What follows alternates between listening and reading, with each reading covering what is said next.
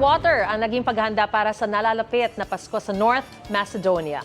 Suot ng Santa Claus hats, tulong-tulong na binuhat ng scuba divers ang Christmas tree na yan with full decorations. Sumisid sila para itayo yan sa ilalim ng isa sa pinakamalalim na lawa sa Europe. Parte yan ng Museum on Water na itinatampok ang iba't ibang paandar underwater at dedicated sa mga batang may rare diseases. Kakaibang paandar naman ang hatid ng mga otoridad sa mga lumalabag sa batas trapiko sa Florida sa Amerika. Ang haharang kasi sa kanila isang retired police na nakasuot ng Grinch costume. Nagbabantay siya ng trapiko malapit sa isang school zone. Kapag may nahuling lumabag sa batas trapiko, papapiliin niya ang hinuli na tumanggap ng citation o sibuyas. Ang isa sa mga nahuli kinagat pa ang sibuyas. Isinagawa yan bilang paalala sa mga driver na maging maingat sa pagmamaneho ngayong holiday season.